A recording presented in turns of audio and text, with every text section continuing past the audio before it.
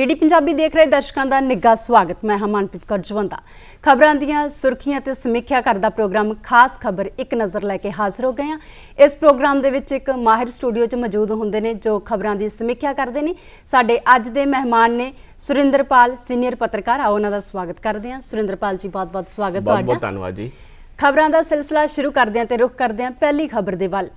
Corona महामारी हालातों को देखते हुए सुरिंदरपाल जी मैडिकल इंजीनियर कालजां च लई जाने वाली जिहड़ी दाखला प्रीख्या नीट JEE आ उन्होंने मुलतवी करने की मांग की जा रही है तो इस दे तहत ही पंजाब सने 7 सूबे जिहड़े ने सुप्रीम कोर्ट जाने का रुख करनगे। की कहना चाहोगे इस खबर बारे?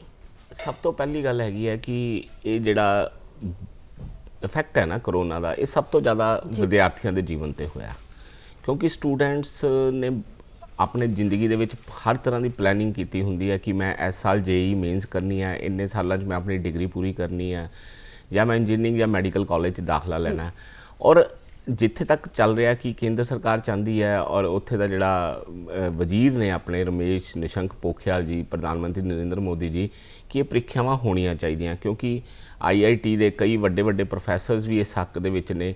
कॉलेजां वालों लिखिया भी गया, प्रधानमंत्री नरेंद्र मोदी जी नूं 100 कॉलेज वालों ये जिहड़े प्रोफैसरस उन्हां वालों चिट्ठी लिखी गई है कि एग्जामीनेशन जरूर कराने चाहिए, क्योंकि बच्चे डिप्रैशन च चले जाएंगे जिहड़े लॉकडाउन च घरां च बैठे ने 5-5 6-6 महीने तो। उन्होंने स्टडीज़ उन्होंने कीतियां हुईयां, जे उन्होंने 1 साल अगे पा दिता गया तो उन्होंने मानसिक स्थिति नूं भी आंकलन करना चाहिए भी उन्होंने उत्ते हालात की होणगे। पहली तो ये पॉजिटिव गल है कि जिहड़ा एग्जामीनेशन कराने के हक विच एजुकेशन जिहड़े सैक्टर के वड्डे वड्डे लोग ने वो नाल खड़े ने। और दूसरी जिहड़ी इहदे विच एक होर अहम गल है कि 1 साल बाद बच्चे जिहड़े है वो अगले साल जिहड़ा आएगा कॉलेज का सैशन, कुछ सीटां पूरे देश में वधाइयां जांदियां, इंजीनियरिंग सैक्टर में भी वधाइयां जांदियां ते मैडिकल सैक्टर एजुकेशन भी वधाइयां जांदियां। फिर अगले साल इसका मतलब वो सीटां नहीं वधणगियां, चाहे वो 2% होण चाहे 3% होण। लेकिन एग्जामीनेशन ना कराने का खमियाजा वो 2-3% बच्चों के कैरीयर पर पेगा जिन्हां दीयां सीटां वध के जिन्हां एग्जामीनेशन तो बाद एडमिशन मिलना हैगा। और ये भी कहा जाता है कि ये नाल टैक्नोलॉजी जिहड़ी नवीं नवीं रिसर्चिज है वो भी पिछे जाणगियां। इस करके एक वड्डा सैक्टर देश का जिहड़ा वा वो एजुकेशन दे नाल बोर्ड दे नाल राबता करके इनू एग्जामीनेशन कराने दे हक विच हैगा। हुण दूसरी जिहड़ी गल हैगी है कि जिहड़ी विरोधी धिर हैगी है कांग्रेस पार्टी ते उन्हां दे जिहड़े नाल हमायती दल ने उन्हां वल्लों ये कीती जा रही है कोशिश कि किसी तरीके इन्हां नूं एग्जामीनेशन नूं मुलतवी कराया जाए अते इहदे बारे सुप्रीम कोर्ट जाया जाए। हुण इहदे विच भी एक बहुत वड्डा अहम है कि उन्हां दी गल नूं भी देखा जाए तो घोख नाल देखा जाए तो वह भी किसी ना किसी जगह तो सही है, क्योंकि हजे इंडिया दे विच पूरी तरह लॉकडाउन खुलिया नहीं है, रेल तो शुरू नहीं हुई, बसिस ट्रांसपोर्ट शुरू नहीं हुई। ईवन पंजाब की एग्जाम्पल ले लीए तो हजे 6:30 बजे तो बाद करफ्यू है। होटल दे विच गाइडलाइनस है कि 50% तो उत्ते तुसी बंदियां नूं होटल दे विच अकोमोडेशन नहीं देनी। तो जिहड़े इंडिया दे विच तुसी देखो इन्ना बच्चा अपेयर हो रहा और करीब दे करीब जिहड़े 500 या 600 सेंटर जिहड़ा वा उहदा JEE मेन्स वास्ते बनाया गया तो निट वास्ते बनाया गया। और तुसी इंडी वड्डी आबादी दे विच लोकां नूं 200-200 किलोमीटर सफ़र करके बच्चे किद्दां जाणगे, एक गल ये भी आ रही है। दूसरी गल हैगी है कि सैटरडे संडे जिवें पंजाब दे विच लॉकडाउन हैगा, टोटल करफ्यू है, बच्चे किद्दां ट्रैवल करके जाएंगे। फिर कई जगह जिथे केसिस कोविड के ज़्यादा आए हैं, क्योंकि WHO का प्रोटोकॉल है कि अगर एक जगह तो 5 केसिस आ जाते हैं तुसी उन्होंने माइक्रो कंटेनमेंट जोन बना देना, फिर वो बच्चा घरों बाहर नहीं निकल सकता, क्योंकि WHO की गाइडलाइनस है कि इस एरिए चो कोई बंदा लॉकडाउन पूर्ण लॉकडाउन है 24 आवर का लॉकडाउन है, इत्थे तुहानूं घर फैसिलिटी प्रोवाइड होएगी, तुसी बाहर नहीं निकलना। फिर बच्चे ट्रैवल किद्दां करनगे? सो जिहड़ियां विरोधी धिर है उन्हां दी मंग बिल्कुल थोड़ी जी ये भी जायज़ लग रही है इस चीज़ के उत्ते कि बच्चों नूं फोर्सफुली जिहड़े आ बच्चे एग्जामीनेशन नहीं पहुँच पाएंगे तो कई टैलेंटिड बच्चे जिहड़े आ वो एग्जामीनेशन तो रह जाएंगे, क्योंकि कई स्टेटां दे विच कोविड जिहड़ा बहुत घटिया होया है, लेकिन कई स्टेटां बहुत ज़्यादा है, महाराष्ट्र है, कर्नाटका है, पंजाब है, इन्हां दे विच कोरोना वायरस के बहुत ज़्यादा केसिस ने और पैनिक लोकां च होया होया। वो इस करके एक मंग चल रही है कि और ये कैप्टन अमरिंदर सिंह वालों जिहड़ा वो फ्रंट फुट पर लग्या जा रहा। पंजाब के जिहड़े मुख मंत्री ने उन्होंने अपने एडवोकेट जनरल नूं ये भी कहा तुम लंदा जी नूं कि सारियां स्टेटां नाल राबता करो, जिहड़ियां स्टेटां हैगियां। ईवन जिहड़े दिल्ली के एजुकेशन मिनिस्टर ने मनीष सिसोदिया उन्हां वालों भी एक लैटर लिखी गई है प्रधानमंत्री नूं कि असी भी चाहते हैं कि ये एग्जामीनेशन जिहड़े है इनू कराया जाए, क्योंकि बच्चे ट्रैवल नहीं कर सकते। हुण ਪਟਨਾ ਦੇ ਵਿੱਚ 2 ਸੈਂਟਰ ਬਣੇ ਆ ਉੱਥੇ ਬਿਹਾਰ ਦੇ ਵਿੱਚ, ਇੱਕ ਪਟਨਾ ਤੇ ਇੱਕ ਗਿਆ। ਤੁਸੀਂ ਦੱਸੋ 2 ਸੈਂਟਰਾਂ ਦੇ ਵਿੱਚ ਬੱਚੇ ਕਿੱਦਾਂ ਪਹੁੰਚ ਪਾਣਗੇ? ਔਰ ਇਸ ਤਰ੍ਹਾਂ ਹੀ ਪੰਜਾਬ ਦੇ ਵਿੱਚ ਹੈਗਾ, ਟਰੈਵਲ ਨਹੀਂ ਹੋ ਸਕਦਾ 100 150 ਕਿਲੋਮੀਟਰ ਬੱਚਿਆਂ ਕੋਲੋਂ, ਕਿਉਂਕਿ ਮੌਜੂਦਾ ਹਾਲਾਤ ਬੜੇ ਖਤਰਨਾਕ। ਫਿਰ ਦੂਸਰੀ ਜਿਹੜੀ ਗੱਲ ਹੋਰ ਇੱਕ ਕੀਤੀ ਜਾ ਰਹੀ ਹੈ ਕਿ ਇੱਕ ਹਾਲ ਦੇ ਵਿੱਚ ਜਦੋਂ ਇੰਨੇ ਬੱਚਾ ਬੈਠੇਗਾ ਐਗਜ਼ਾਮੀਨੇਸ਼ਨ ਦੇਣ ਲਈ, ਔਰ ਨੈਚੁਰਲ ਹੈ ਕਿ ਮੌਸਮ ਜਿਹੜਾ ਵਾ ਉਹ ਗਰਮੀ ਵਾਲਾ ਹਜੇ ਚੱਲ ਰਿਹਾ, 에ਅਰ ਕੰਡੀਸ਼ਨਸ ਚੱਲਣਗੇ, ਅੰਦਰ ਕੋਈ ਉਹਨਾਂ ਦੇ ਕੋਈ ਬਿਨਾਂ ਟੈਸਟ ਤੋਂ ਬੱਚੇ ਆਣਗੇ, ਕਰੋਨਾ ਦੇ ਟੈਸਟ ਹੋਏ ਨਹੀਂ ਹੋਣੇ। ਅਗਰ ਇੱਕ ਪੋਜ਼ਿਟਿਵ ਆ ਗਿਆ ਤਾਂ ਕਾਫੀ ਬੱਚਿਆਂ ਨੂੰ ਪੋਜ਼ਿਟਿਵ ਕਰ ਸਕਦਾ, ਕਿਉਂਕਿ ਅਮਰੀਕਾ ਦੇ ਵਿੱਚ ਇੱਕ ਸਕੂਲ ਖੁੱਲ੍ਹਣ ਤੋਂ ਬਾਅਦ ਜਿਹੜਾ ਐਗਜ਼ਾਮਪਲ ਦਿੱਤੀ ਜਾ ਰਹੀ ਹੈ ਕਿ ਉੱਥੇ 97,000 ਜਿਹੜਾ ਸਟੂਡੈਂਟਸ ਹੈ ਉਹ ਕੋਵਿਡ ਪੋਜ਼ਿਟਿਵ ਹੋ ਗਿਆ ਜਦੋਂ ਐਜੂਕੇਸ਼ਨ ਸੈਕਟਰ ਖੋਲ੍ਹਿਆ। ਸੋ ਉਹਦੇ ਕਰਕੇ ਪੈਨਿਕ ਵੀ ਆ ਪੇਰੈਂਟਸ ਵਿੱਚ। ਸੋ ਕਿਤੇ ਕਿਤੇ ਮੰਗ ਜਾਇਜ਼ ਵੀ ਹੈ, ਲੇਕਿਨ ਜੇ ਉੱਧਰੋਂ ਦੇਖਿਆ ਜਾਵੇ ਤੇ ਐਜੂਕੇਸ਼ਨ ਸੈਕਟਰ ਦਾ ਕਹਿਣਾ ਵੀ ਸਹੀ ਹੈ ਬਈ 1 ਸਾਲ ਪਿੱਛੇ ਜਾਣ ਦੇ ਨਾਲ ਟੈਲੈਂਟਡ ਬੱਚਿਆਂ ਦੇ ਉੱਤੇ ਜਿਹੜਾ ਮਾਨਸਿਕ ਡਿਪਰੈਸ਼ਨ ਪੈਦਾ ਹੋ ਜਾਏਗਾ, ਉਹਦੇ ਵਾਸਤੇ ਵੀ ਦੇਖਣਾ ਚਾਹੀਦਾ। ਹਾਂ, ਇਹਦੀ ਇੱਕ ਥੋੜੀ ਆਪਣੀ ਸੋਚ ਦੇ ਮੁਤਾਬਕ ਇਹ ਹੈਗਾ ਕਿ ਇੰਡੀਆ ਟੈਕਨੋਲੋਜੀ ਦੇ ਵਿੱਚ ਵਰਲਡ 'ਚ ਨੰਬਰ 1 ਅੱਗੇ ਬਹੁਤ ਵੱਧ ਰਿਹਾ। ਅਮਰੀਕਾ ਕੈਨੇਡਾ ਦੇ ਵਿੱਚ ਸਾਡੇ ਇੰਜੀਨੀਅਰਸ ਬੜੇ ਅੱਗੇ ਜਾ ਰਹੇ ਆ। ਕੁਛ ਇੱਦਾਂ ਦੇ ਸੌਫਟਵੇਅਰ ਡਿਜ਼ਾਈਨ ਕਰਨੇ ਚਾਹੀਦੇ, ਟੈਕਨੋਲੋਜੀ ਡਿਜ਼ਾਈਨ ਕਰਨੀ ਚਾਹੀਦੀ ਹੈ ਕਿ ਬੱਚਿਆਂ ਦੇ ਘਰ ਬੈਠੇ ਐਗਜ਼ਾਮ ਲਿੱਤੇ ਜਾ ਸਕਣ, ਕਿਉਂਕਿ ਇਹ ਤਾਂ ਵਾਈਸ ਵਰਸਾ ਇੱਕ ਟਿਕ ਸੈਕਿੰਡ ਦੇ ਵਿੱਚ ਕਰਨਾ ਤੇ 5 ਸੈਕਿੰਡ ਦਾ ਵਕਫਾ ਦਿੱਤਾ ਜਾਵੇ, 3 ਸੈਕਿੰਡ ਦਾ ਵਕਫਾ ਦਿੱਤਾ ਜਾਵੇ ਕਿ ਤੁਸੀਂ ਫਟਾਫਟ ਯੈਸ ਨੋ ਕਰਨਾ। ਉੱਤੋਂ ਬੱਚੇ ਦੀ ਮੈਂਟਲ ਐਬਿਲਿਟੀ ਪਤਾ ਲੱਗ ਜਾਏਗੀ, ਬੱਚੇ ਨੇ ਪੜ੍ਹਿਆ ਇਹ ਸਬਜੈਕਟ ਨਹੀਂ ਪੜ੍ਹਿਆ, ਉਹਨੂੰ ਐਗਜ਼ਾਮੀਨੇਸ਼ਨ ਕੀਤਾ ਜਾ ਰਿਹਾ, ਸੌਫਟਵੇਅਰ ਡਿਜ਼ਾਈਨ ਕਰਕੇ ਘਰ ਬੈਠੇ ਵੀ ਲਿੱਤੇ ਜਾ ਸਕਦੇ ਆ। ਲੇਕਿਨ ਗੱਲ ਇਹ ਹੈ ਕਿ ਇਹਦੇ ਵਿੱਚ ਜ਼ਰੂਰ ਬੱਚਿਆਂ ਦਾ ਪੱਖ ਵੀ ਦੇਖਣਾ ਚਾਹੀਦਾ, ਉਹਨਾਂ ਦੀ ਮਾਨਸਿਕ ਸਥਿਤੀ ਵੀ ਦੇਖਣੀ ਚਾਹੀਦੀ ਹੈ ਤੇ ਵਿਰੋਧੀ ਧਿਰਾਂ ਦੀ ਗੱਲ ਵੀ ਜਿਹੜੀ ਆ ਉਹ ਸੁਣਨੀ ਚਾਹੀਦੀ ਹੈ, ਸਮਝਣੀ ਚਾਹੀਦੀ ਹੈ ਕਿ ਇਹਦੇ ਨਾਲ ਇਹ ਨਾ ਹੋਵੇ ਕਿਤੇ ਹੋਰ ਜ਼ਿਆਦਾ ਨੁਕਸਾਨ ਹੋ ਜਾਏ। ਬਿਲਕੁਲ। ਇਸ ਦੇ ਨਾਲ ਜੁੜਦੀ ਹੀ ਖਬਰ ਕੋਰੋਨਾ ਸਥਿਤੀ ਦੀ ਪੂਰੇ ਅਸੀਂ ਵਿਸ਼ਵ ਦੀ ਗੱਲ ਕਰੀਏ ਤਾਂ ਮਾਮਲੇ 2 ਕਰੋੜ 40 ਲੱਖ ਤੋਂ ਪਾਰ ਹੋ ਗਏ ਨੇ। ਹਾਲਾਂਕਿ ਠੀਕ ਹੋਣ ਦੀ ਜਿਹੜੀ ਦਰ ਉਹ ਵੀ 1 ਕਰੋੜ 66 ਲੱਖ ਦੇ ਕੋਲ ਹੈ। ਜੇ ਅਸੀਂ ਦੇਸ਼ ਦੀ ਗੱਲ ਕਰਦੇ ਹਾਂ ਤਾਂ 67,000 ਨਵੇਂ ਮਾਮਲੇ ਸਾਹਮਣੇ ਆਉਣ ਦੇ ਨਾਲ ਜਿਹੜੀ ਗਿਣਤੀ ਆ ਪੋਜ਼ਿਟਿਵ ਕੇਸਾਂ ਦੀ ਉਹ 33 ਲੱਖ ਤੋਂ ਪਾਰ ਹੋ ਜਾਂਦੀ ਹੈ। ਇਸੇ ਤਰ੍ਹਾਂ ਹੀ ਜੇਕਰ ਅਸੀਂ ਪੰਜਾਬ ਨੂੰ ਦੇਖਦੇ ਹਾਂ ਤਾਂ 45,000 ਦੇ ਕਰੀਬ ਪੋਜ਼ਿਟਿਵ ਕੇਸ ਨੇ, ਨਾਲ ਦੀ ਨਾਲ ਠੀਕ ਹੋਣ ਦੀ ਦਰ ਜਿਹੜੀ ਹੈ 30,000 ਦੇ ਕਰੀਬ ਹੈ। ਸੋ ਓਵਰਆਲ ਅਸੀਂ ਦੇਸ਼ ਦੀ ਗੱਲ ਕਰੀਏ ਤਾਂ ਰਾਹਤ ਦੀ ਖਬਰ ਇਹ ਹੈ ਕਿ ਜਿਹੜੀ ਦੇਸ਼ ਦਾ ਅੰਕੜਾ ਹੈ ਉਹ 77% ਜਿਹੜਾ ਠੀਕ ਦਰ ਦੇ ਨਾਲ ਹੈ। ਕਿਵੇਂ ਦੇਖਦੇ ਹੋ ਇਸ ਖਬਰ? ਨਹੀਂ, ਇਹਦੇ 'ਚ ਕੋਈ ਸ਼ੱਕ ਨਹੀਂ ਹੈ, ਇੰਡੀਆ ਦੇ ਵਿੱਚ ਜਿਹੜੀ ਹੈ ਹਾਰਡ ਇਮਿਊਨਿਟੀ ਲੋਕਾਂ 'ਚ ਬਹੁਤ ਹੈਗੀ ਆ, ਕਿਉਂਕਿ ਇੰਡੀਅਨ ਲੋਕ ਮਿਹਨਤੀ ਨੇ, ਥੋੜਾ ਇੱਕ ਗਰੀਬ ਦੇਸ਼ ਵੀ ਗਿਣਿਆ ਜਾਂਦਾ ਔਰ ਇਹਦੇ ਕਰਕੇ ਹਾਰਡ ਇਮਿਊਨਿਟੀ ਇੰਡੀਆ ਦੇ ਵਿੱਚ ਜ਼ਿਆਦਾ ਗਿਣੀ ਜਾਂਦੀ ਹੈ। ਤੁਸੀਂ ਆਪਾਂ ਆਮ ਜਨਜੀਵਨ 'ਚ ਦੇਖਦੇ ਹਾਂ ਕਿ ਜਿਸ ਤਰ੍ਹਾਂ ਦਾ ਫੂਡ ਅਸੀਂ ਲੈਂਦੇ ਹਾਂ ਜਾਂ ਜਿੱਦਾਂ ਦੇ ਅਸੀਂ ਤਲੀਆਂ ਹੋਈਆਂ ਜਾਂ ਹੋਰ ਚੀਜ਼ਾਂ ਲੈਂਦੇ ਹਾਂ, ਉਹਦੇ ਨਾਲ ਬਾਡੀ ਜਿਹੜੀ ਆਲਰੇਡੀ ਐਂਟੀਬਾਡੀਜ਼ ਬਹੁਤ ਬਾਡੀ 'ਚ ਡਿਵੈਲਪ ਹੋਈਆਂ ਹੁੰਦੀਆਂ। ਤੁਸੀਂ ਇਹਦੇ ਵਿੱਚ ਇੱਕ ਸਰਵੇ ਵੀ ਪਿੱਛੇ ਜੀ ਦਿੱਲੀ ਦੇ ਵਿੱਚ ਹੋਇਆ ਔਰ ਐਂਟੀਬਾਡੀ ਟੈਸਟ ਕੀਤੀਆਂ ਗਈਆਂ ਔਰ 50% ਲੋਕਾਂ ਦੇ ਆਸ-ਪਾਸ ਉਹਨਾਂ 'ਚ ਐਂਟੀਬਾਡੀ ਡਿਵੈਲਪ ਹੋ ਚੁੱਕੀਆਂ ਹੋਈਆਂ ਸੀ। ਇੱਕ ਗੁਪਚੁਪ ਸਰਵੇ ਪੰਜਾਬ 'ਚ ਵੀ ਬੜਾ ਤੇਜ਼ੀ ਨਾਲ ਮੈਡੀਕਲ ਡਿਪਾਰਟਮੈਂਟ ਵੱਲੋਂ ਕਰਵਾਇਆ ਜਾ ਰਿਹਾ, ਜਿੰਦੇ ਵਿੱਚ ਇਹ ਦੇਖਿਆ ਜਾ ਰਿਹਾ ਕਿ ਇਹਨਾਂ 'ਚ ਐਂਟੀਬਾਡੀ ਕਿੰਨੀ ਛੇਤੀ ਡਿਵੈਲਪ ਹੁੰਦੀਆਂ ਤੇ ਪੰਜਾਬ ਦੇ ਵਿੱਚ ਵੀ ਕਾਫੀ ਲੋਕਾਂ ਦੇ ਵਿੱਚ ਐਂਟੀਬਾਡੀਜ਼ ਡਿਵੈਲਪ ਹੋ ਚੁੱਕੀਆਂ ਹੋਈਆਂ ਔਰ ਇਹਦੀ ਰਿਪੋਰਟ ਥੋੜੇ ਦਿਨਾਂ ਦੇ ਵਿੱਚ ਆਉਣ ਵੀ ਵਾਲੀ ਹੋਏਗੀ। ਔਰ ਇਹ ਹਾਰਡ ਇਮਿਊਨਿਟੀ ਹੈਗੀ ਹੈ ਕਿ ਜਿਹੜੀ ਹੈ 77% ਜਿਹੜੀ ਹੈ ਠੀਕ ਹੋਣ ਦੀ ਦਰ ਹੈ। ਲੇਕਿਨ ਇੱਕ ਜਿਹੜੀ ਇਹਦੇ ਵਿੱਚ ਸਭ ਤੋਂ ਡੇਂਜਰਸ ਜਿਹੜੀ ਗੱਲ ਹੈ, ਇਹ ਮਾਧਿਅਮ ਤੇ ਮੈਂ ਦੂਰਦਰਸ਼ਨ ਦੇ ਪਲੇਟਫਾਰਮ ਤੇ ਦੱਸਣਾ ਜ਼ਰੂਰ ਚਾਹੂੰਗਾ ਕਿ ਜਿਹੜੇ ਡਾਇਬਟੀਜ਼ ਦੇ ਪੇਸ਼ੈਂਟ ਨੇ ਜਾਂ ਸ਼ੂਗਰ ਦੇ ਪੇਸ਼ੈਂਟ ਨੇ ਜਾਂ ਹਾਰਟ ਦੇ ਪੇਸ਼ੈਂਟਸ ਨੇ, ਉਹਨਾਂ ਲਈ ਇਹ ਕਰੋਨਾ ਥੋੜਾ ਹੈਗਾ, ਕਿਉਂਕਿ ਡੈਥ ਰੇਟ ਉਹਨਾਂ ਤੇ ਹੀ ਹੋ ਰਿਹਾ ਜਿਹੜੇ ਕਿਤੇ ਨਾ ਕਿਸੇ ਬਿਮਾਰੀ ਨਾਲ ਗ੍ਰਸਤ ਨੇ। ਕਿਉਂਕਿ ਇਹ ਡਾਕਟਰਾਂ ਵੱਲੋਂ ਇੱਕ ਨਵੀਂ ਰਿਸਰਚ ਵੀ ਆਈ ਹੈ ਕਿ ਜਿਹੜੇ ਹਾਰਟ ਦੇ ਪੇਸ਼ੈਂਟਸ ਹੈ ਉਹਨਾਂ ਉੱਤੇ ਕਰੋਨਾ ਜ਼ਿਆਦਾ ਖਤਰਨਾਕ ਸਾਬਿਤ ਹੋ ਰਿਹਾ, ਈਵਨ ਸ਼ੂਗਰ ਦੇ ਪੇਸ਼ੈਂਟ ਤੋਂ ਜ਼ਿਆਦਾ, ਕਿਉਂਕਿ ਉਹਨਾਂ 'ਚ ਬਲੱਡ ਜਿਹੜਾ ਜੰਮਣ ਦੀ ਹੈ ਤੇਜ਼ ਰਫ਼ਤਾਰ ਬਹੁਤ ਤੇਜ਼ ਹੋ ਰਹੀ ਹੈ ਔਰ ਖੂਨ ਦੇ ਜਿਹੜੇ ਧੱਬੇ ਅੰਦਰ ਜੰਮ ਰਹੇ ਨੇ, ਉਹਦੇ ਕਰਕੇ ਹਾਰਟ ਦਾ ਸਟ੍ਰੋਕ ਹੋ ਰਿਹਾ। ਔਰ ਈਵਨ ਜਿਹੜੀ ਜਰਮਨੀ ਦੀ ਫਰੈਂਕਫਰਟ ਯੂਨੀਵਰਸਿਟੀ ਆ, ਉਹਨੇ ਇੱਕ ਰਿਸਰਚ ਵੀ ਕੀਤੀ ਹੈ, ਉਹਦਾ ਪੇਪਰ ਵੀ ਆ ਗਿਆ, WHO ਨੂੰ ਵੀ ਸਬਮਿਟ ਹੋ ਗਿਆ। ਉਹਦੇ ਵਿੱਚ ਉਹਨਾਂ ਨੇ ਕਿਹਾ ਕਿ ਜਿਹੜਾ ਕਰੋਨਾ ਦਾ ਪੇਸ਼ੈਂਟ ਹੈ ਇਹਦਾ ਹਾਰਟ ਦਾ ਸ਼ੇਪ ਵੀ ਚੇਂਜ ਹੋ ਰਹੀ ਹੈ, ਯਾਨੀ ਆਪਾਂ ਦਿਲ ਦੀ ਸਾਈਜ਼ ਤੋਂ ਜਦੋਂ ਪੇਸ਼ੈਂਟ ਨਿਕਲਦਾ ਠੀਕ ਹੋ ਕੇ ਤੇ ਉਹਦਾ ਹਾਰਟ ਥੋੜਾ ਚੇਂਜ ਹੋਇਆ ਹੁੰਦਾ, ਉਹਦੀ ਸ਼ੇਪ ਉਹ ਨਹੀਂ ਰਹਿੰਦੀ ਜਿੱਦਾਂ ਅਸੀਂ ਪਿਕਚਰਾਂ 'ਚ ਦੇਖਦੇ ਹਾਂ। ਸੋ ਇਹਦਾ ਰੀਜ਼ਨ ਇੱਕ ਇਹ ਵੀ ਹੈ ਕਿ ਉੱਥੇ ਬਲੱਡ ਦੀ ਸਰਕੂਲੇਸ਼ਨ ਹਾਰਟ ਨੂੰ ਘਟਦੀ ਹੈ ਔਰ ਖੂਨ ਜੰਮ ਜਾਂਦਾ, ਇਸ ਕਰਕੇ ਘਟਣ ਦੇ ਨਾਲ ਬਲੱਡ ਜਿਹੜਾ ਉਹ ਘਟ ਜਾਂਦਾ ਤੇ ਹਾਰਟ ਦੀ ਆਪਣੀ ਸ਼ੇਪ ਚੇਂਜ ਹੋ ਜਾਂਦੀ ਹੈ। ਸੋ ਇਹ ਲੋਕਾਂ ਨੂੰ ਇਹ ਚਾਹੀਦਾ ਹੈ ਕਿ ਜਿਹੜੇ ਹਾਰਟ ਦੇ ਪੇਸ਼ੈਂਟ ਨੇ, ਜਿਹੜੇ ਡਾਇਬਟੀਜ਼ ਦੇ ਪੇਸ਼ੈਂਟ ਨੇ, ਈਵਨ ਆਪਣੇ ਪ੍ਰਧਾਨ ਮੰਤਰੀ ਜੀ ਵੱਲੋਂ ਵੀ ਅਪੀਲ ਕੀਤੀ ਗਈ ਹੈ, ਜਿਹੜੇ ਆਪਣੇ ਰਾਸ਼ਟਰ ਦੇ ਸਿਹਤ ਮੰਤਰੀ ਨੇ ਉਹਨਾਂ ਵੱਲੋਂ ਅਪੀਲ ਕੀਤੀ ਗਈ ਹੈ ਕਿ ਜਿਹੜੇ ਓਲਡ ਏਜ ਪਰਸਨ ਨੇ, ਜਿਹੜੇ ਬਿਮਾਰੀਆਂ ਨਾਲ ਗ੍ਰਸਤ ਨੇ, ਇਹਨਾਂ ਨੂੰ ਘਰ ਦੇ ਵਿੱਚ ਰੱਖਣਾ ਜਿਹੜਾ ਬਹੁਤ ਲਾਜ਼ਮੀ ਹੈ।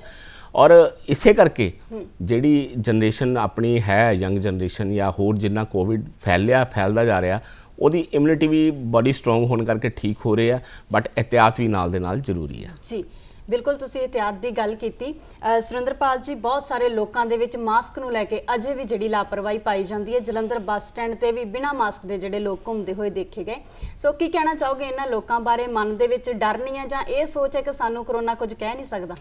ਦੋਨੋਂ ਚੀਜ਼ਾਂ ਹੈਗੀਆਂ ਜੀ। ਇੱਕ ਤਾਂ ਪੰਜਾਬੀ ਡਰਦੇ ਨਹੀਂ ਗਏ, ਕਹਿੰਦੇ ਠੀਕ ਹੈ ਯਾਰ, ਕਿਉਂਕਿ ਇੱਕ ਨਾ ਫੈਲਾ ਦਿੱਤੀ ਗਈ ਹੈ ਗੱਲ ਇਹ ਵੀ ਬੜੀ ਆਰਾਮ ਲੋਕਾਂ ਦੇ ਵਿੱਚ, ਬਈ ਇਹ ਕਰੋਨਾ ਹੈ ਨਹੀਂ ਹੈ, ਸਿੰਪਲ ਵਾਇਰਸ ਹੈ, ਆਇਆ ਚਲੇ ਜਾਏਗਾ। ਇੱਕ ਦੂਸਰੀ ਗੱਲ ਹੈ ਕਿ 6 ਮਹੀਨੇ ਤੋਂ ਲੋਕ ਵੀ ਫਰਸਟ੍ਰੇਟ ਹੋ ਚੁੱਕੇ ਨੇ, ਬਈ ਮਾਸਕ ਪਾ ਲਿਆ, ਬਾਹਰ ਨਿਕਲ ਗਏ। ਹੁਣ ਲੋਕ ਵੀ ਨਾ ਇਸ ਸਿਸਟਮ ਤੋਂ ਤੰਗ ਆ ਚੁੱਕੇ ਨੇ, ਕਿਉਂਕਿ ਪਹਿਲੇ 15-20 ਦਿਨ ਲੱਗਿਆ ਕਿ ਠੀਕ ਹੈ ਯਾਰ ਕੰਟਰੋਲ ਹੋ ਜਾਏਗਾ, ਲੇਕਿਨ ਹਜੇ ਅਸੀਂ ਉਸੇ ਸਟੇਜ ਤੇ ਵਧਦੇ ਪਏ ਹਾਂ, ਘਟਦੇ ਨਹੀਂ ਪਏ।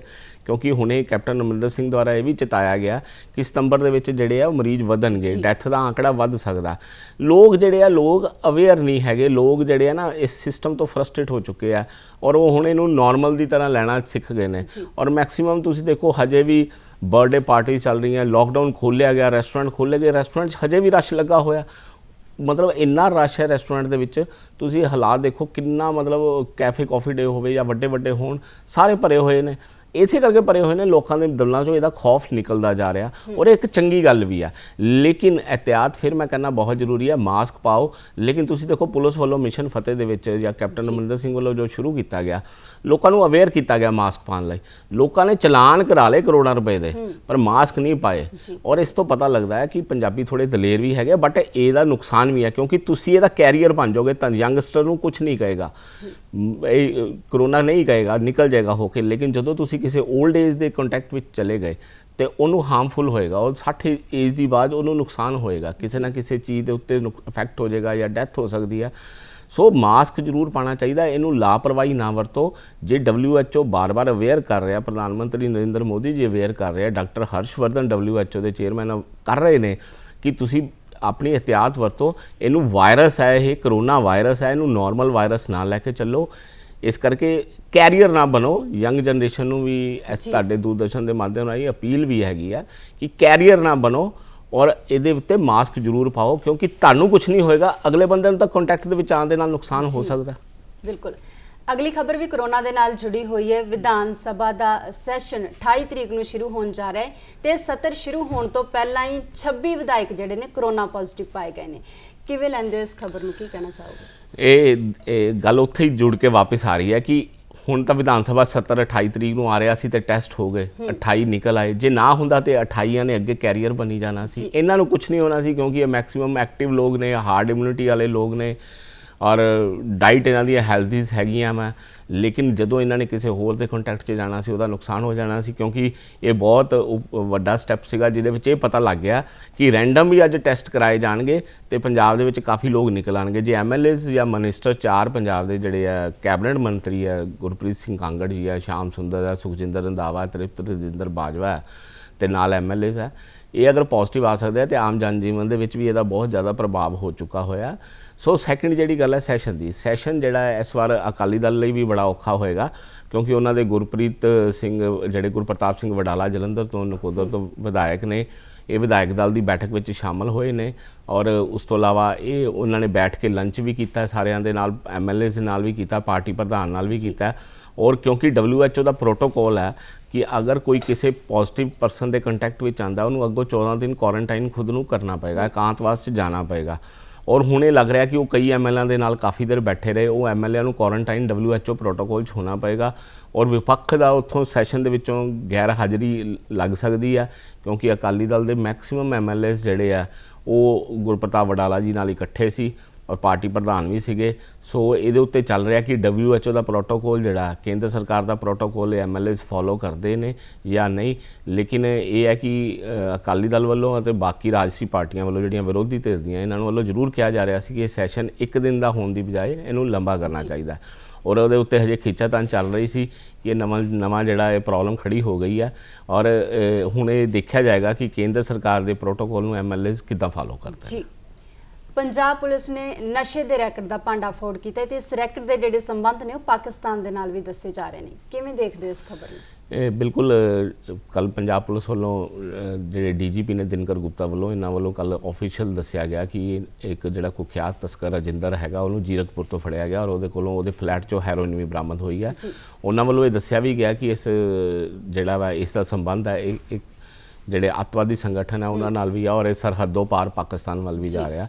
ਹੁਣ ਗੱਲ ਤਾਂ ਮੈਂ ਇਸੇ ਪਲੇਟਫਾਰਮ ਤੇ ਪਾਕਿਸਤਾਨ ਦੀ ਵੀ ਕਰਨਾ ਚਾਹੂੰਗਾ। ਤੁਸੀਂ ਪਾਕਿਸਤਾਨ ਵੱਲੋਂ ਲਗਾਤਾਰ ਪੰਜਾਬ ਨੂੰ ਜਿਹੜਾ ਖਰਾਬ ਕਰਨ ਦੀ ਕੋਸ਼ਿਸ਼ ਕੀਤੀ ਜਾ ਰਹੀ ਹੈ, ਇਹ ਲਗਾਤਾਰ ਦੇਸ਼ ਨੂੰ ਖਤਮ ਕਰਨ ਦੀ ਕੋਸ਼ਿਸ਼ ਕੀਤੀ ਜਾ ਰਹੀ ਹੈ ਕਿਉਂਕਿ ਇੰਡੀਆ ਇੱਕ ਡਿਵੈਲਪਿੰਗ ਔਰ ਰਾਈਜ਼ਿੰਗ ਕੰਟਰੀ ਹੈ। ਸੋ ਪਾਕਿਸਤਾਨ ਇਸ ਦੇਸ਼ ਵੱਧਦੇ ਹੋਏ ਮੁਲਕ ਨੂੰ ਦੇਖ ਨਹੀਂ ਸਕ ਰਿਹਾ ਔਰ ਇਸੇ ਕਰਕੇ ਤੁਸੀਂ ਇਸ ਚੀਜ਼ ਦੇ ਉੱਤੇ ਬਿਲਕੁਲ ਐਨਾਲਿਸਿਸ ਹੈਗਾ ਕਿ ਪਿਛਲੇ ਦਿਨੀ BSF ਨੇ ਜਿਹੜੇ ਤਰਨ 'ਚ 5 ਜਿਹੜੇ ਘੁਸਪੈਠੀਏ ਮਾਰ ਵੀ ਕਰਾਏ ਸੀ, ਉਹਨਾਂ ਕੋਲ ਵੀ ਹੈਰੋਇਨ ਸੀਗੀ ਔਰ ਉਸ ਤੋਂ ਪਹਿਲਾਂ ਵੀ ਜਦੋਂ ਇਹ ਮਾਨਸੂਨ ਸ਼ੁਰੂ ਹੋਇਆ ਔਰ ਫਿਰੋਜ਼ਪੁਰ ਸੈਕਟਰ ਤੋਂ 300 ਕਿਲੋ ਜਿਹੜੀ ਆ ਉਹਨਾਂ ਨੇ ਹੈਰੋਇਨ ਬਲੈਡਰਸ ਵਿੱਚ ਪਾ ਕੇ ਦਰਿਆ ਦੇ ਵਿੱਚ ਸੁੱਟ ਦਿੱਤੀ ਤਾਂ ਕਿ ਇੰਡੀਆ 'ਚ ਪਹੁੰਚ ਜੇ, ਅੱਗੋਂ ਬੰਦੇ ਨੂੰ ਕੈਚ ਕਰ ਲੈਣ।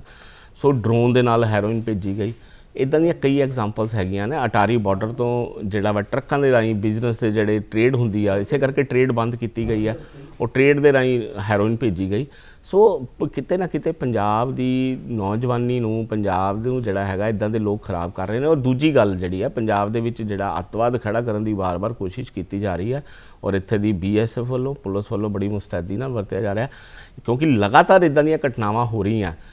ਪਠਾਨਕੋਟ 에ਅਰ ਬੇਸ ਤੇ ਵੀ 2016 ਦੇ ਵਿੱਚ ਅੱਤਵਾਦੀ ਹਮਲਾ ਹੋਇਆ, ਉਹ ਵੀ ਪਾਕਿਸਤਾਨ ਤੋਂ ਆਏ ਸੀ। ਦੀਨਾਨਗਰ ਥਾਣੇ ਤੇ ਅਟੈਕ ਹੋਇਆ, ਉਹ ਵੀ ਪਾਕਿਸਤਾਨ ਤੋਂ ਆਏ ਸੀ।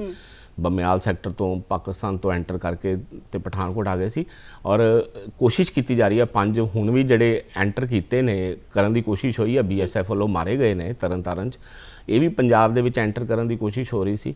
ਸੋ ਇਹ ਬਹੁਤ ਵੱਡਾ ਜਿਹੜਾ ਵਾ ਇੱਕ ਪਾਕਿਸਤਾਨ ਦੀ ਚੱਲ ਰਹੀ ਹੈ ਕੋਸ਼ਿਸ਼ ਔਰ ਇਹਨੂੰ ਆਪਾਂ ਨਾਕਾਮ ਕਰਨ ਲਈ BSF ਬਹੁਤ ਤੇਜ਼ੀ ਨਾਲ ਕੰਮ ਕਰ ਰਹੀ ਹੈ ਔਰ ਇਹਦੇ ਵਿੱਚ ਸਾਡੇ ਜਿਹੜਾ ਪੰਜਾਬ ਦੀ ਨੌਜਵਾਨੀ ਨੂੰ ਇਸ ਟਾਈਮ ਜਿਹੜਾ ਹੈਰੋਇਨ ਔਰ ਡਰੱਗਸ ਜਿਹੜੀ ਇਹਦੀ ਸਮਗਲਿੰਗ ਹੈ ਇਹ ਨੁਕਸਾਨ ਕਰ ਰਹੀ ਹੈ। ਬਿਲਕੁਲ, ਇਹਦੇ ਨਾਲ ਹੀ ਪੰਜਾਬ ਦੀ ਜੇ ਗੱਲ ਕਰੀਏ ਤਾਂ ਅਗਲੀ ਖਬਰ ਜਿਹੜੀ ਹੈ ਨਜਾਇਜ਼ ਸ਼ਰਾਬ ਨੂੰ ਲੈ ਕੇ, ਜਿੱਥੇ ਅਜੇ ਵੀ ਕੰਮ ਮੱਠਾ ਨਹੀਂ ਪੈ ਰਿਹਾ। ਐਕਸਾਈਜ਼ ਤੇ ਪੁਲਿਸ ਵਿਭਾਗ ਦੀ ਟੀਮ ਨੇ ਸੁਰਿੰਦਰਪਾਲ ਜੀ ਸਾਂਝੇ ਤੌਰ ਤੇ ਹਰੀਕੇ ਪਤਨ ਦਰਿਆ ਤੇ ਉਹਦੇ ਨੇੜੇ ਤੇੜੇ ਦੇ ਇਲਾਕਿਆਂ ਤੇ ਅਚਾਨਕ ਡਰੋਨ ਦੇ ਨਾਲ ਛਾਪਾਮਾਰੀ ਕੀਤੀ ਹੈ, ਜਿੱਥੇ 7000 ਕਿਲੋ ਜਿਹੜੀ ਲਾਹਣ ਬਰਾਮਦ ਕੀਤੀ ਗਈ ਹੈ। ਕਿਵੇਂ ਦੇਖਦੇ ਹੋ? ਦੇਖੋ, ਪੰਜਾਬ ਜਿਹੜਾ ਪਾਣੀਆਂ ਦੀ ਧਰਤੀ ਹੈ ਔਰ ਸਤਲੁਜ, ਰਾਵੀ ਸਾਰੇ ਇੱਥੇ ਦਰਿਆ ਬੈਠਦੇ ਔਰ ਦਰਿਆ ਜਿੱਥੋਂ ਨਿਕਲਦਾ ਇਹਦੇ ਆਸ-ਪਾਸ ਅੱਜ ਦੀ ਨਹੀਂ ਕਾਫੀ ਸਾਲਾਂ ਦੀ ਸ਼ਰਾਬਬੰਦੀ ਆ ਰਹੀ ਹੈ ਔਰ ਲੋਕ ਇਹੀ ਪੈਰਲਲ ਜਿਹੜੀ ਸ਼ਰਾਬ ਦੀ ਹੈ ਇਹਦੀ ਆਪਣੀ ਮਾਰਕੀਟ ਅਲੱਗ ਚਲਾ ਰਹੇ ਨੇ। ਪਿਛਲੇ ਦਿਨੀ ਜਿਹੜੀ ਤਰਾਸਦੀ ਹੋਈ ਪੰਜਾਬ ਦੇ ਵਿੱਚ, ਜ਼ਹਿਰੀਲੀ ਸ਼ਰਾਬ ਦੀਆਂ ਮੌਤਾਂ ਹੋਈਆਂ, ਮਿਥਾਈਲ ਐਲਕੋਹਲ ਜਿਹੜੀ ਆ ਉਹ ਜ਼ਿਆਦਾ ਉਹਦੇ ਵਿੱਚ ਮਿਕਸ ਹੋ ਗਈ ਔਰ ਕਿਉਂਕਿ ਇਹਦੀ ਕੋਈ ਲੈਬੋਰਟਰੀ ਤਾਂ ਹੈ ਨਹੀਂ ਲਾਉਣ ਦੀ। ਕੱਚੀ ਸ਼ਰਾਬ ਦੀ ਕਿਹੜੀ ਕੋਈ ਲੈਬੋਰਟਰੀ ਹੈ? ਜਿੰਨੇ ਜਿੱਦਾਂ ਦਾ ਮਟੀਰੀਅਲ ਪਾਤਾ, ਕੱਚੀ ਬਣ ਗਈ, ਪੱਕੀ ਬਣ ਗਈ, ਉਹਨਾਂ ਨੇ ਉਸ ਤਰ੍ਹਾਂ ਹੀ ਵੇਚ ਦੇਣੀ ਹੈ। ਇਸ ਤੋਂ ਬਾਅਦ ਇਹਦਾ ਨੁਕਸਾਨ ਕਿੰਨਾ ਹੁੰਦਾ ਕਿਉਂਕਿ ਜਿਹੜੀਆਂ ਡਿਸਟਿਲਰੀ 'ਚ ਸ਼ਰਾਬ ਬਣਦੀਆਂ ਉਹ ਬਾਕਾਇਦਾ ਚੈੱਕ ਹੁੰਦੀਆਂ, ਲੈਬੋਰਟਰੀ 'ਚ ਜਾਂਦੀਆਂ, ਚੈੱਕ ਹੋਣ ਤੋਂ ਬਾਅਦ ਉਹਨੂੰ ਮਾਰਕੀਟ ਦੇ ਵਿੱਚ ਆਈਆਂ ਜਾਂਦੀਆਂ। ਲੇਕਿਨ ਇਹ ਤਾਂ ਸਿੱਧੀ ਆਪ ਹੀ ਬੋਟਲਾਂ 'ਚ ਭਰਨੀ ਹੈ, ਵੇਚ ਦੇਣੀ ਹੈ। ਸੋ ਹਜੇ ਵੀ ਜਿਹੜਾ ਵਾ ਮਾਫੀਆ ਰੁਕਿਆ ਨਹੀਂ ਹੈਗਾ ਔਰ ਬੜੀ ਸਖਤੀ ਚੱਲ ਰਹੀ ਹੈ ਇਸ ਟਾਈਮ ਪੰਜਾਬ ਦੇ ਵਿੱਚ। ਬਹੁਤ ਤੇਜ਼ੀ ਨਾਲ ਜਿਹੜਾ ਵਾ ਆਪਰੇਸ਼ਨ ਚੱਲ ਰਿਹਾ ਕਿਉਂਕਿ ਜਿਹੜਾ ਜਾਇਜ਼ ਜਿਹੜੇ ਸ਼ਰਾਬ ਦੇ ਠੇਕੇਦਾਰ ਨੇ ਉਹ ਕਹਿੰਦੇ ਨੇ ਬਈ ਜੇ ਸਾਡੇ ਨਾਲੋਂ ਜ਼ਿਆਦਾ ਮਾਫੀਆ ਕੰਮ ਕਰ ਰਿਹਾ ਤੇ ਅਸੀਂ ਸਰਕਾਰ ਨੂੰ ਇੰਨਾ ਰਾਜਸਵ ਤੇ ਇੰਨਾ ਪੈਸਾ ਕਿਉਂ ਦਈਏ। ਜੀ ਸੁਰਿੰਦਰਪਾਲ ਜੀ, ਇਸ ਦੇ ਨਾਲ ਹੀ ਖਬਰਾਂ ਦੀ ਸਮੀਖਿਆ ਇੱਥੇ ਸਮਾਪਤ ਹੁੰਦੀ ਹੈ। ਤੁਸੀਂ ਸਟੂਡੀਓ 'ਚ ਆਏ, ਤੁਹਾਡਾ ਬਹੁਤ ਬਹੁਤ ਸ਼ੁਕਰੀਆ। ਸਾਡੇ ਦਰਸ਼ਕਾਂ ਦਾ ਵੀ ਸਾਡੇ ਨਾਲ ਜੁੜੇ ਰਹਿਣ ਲਈ ਬਹੁਤ ਬਹੁਤ ਸ਼ੁਕਰੀਆ।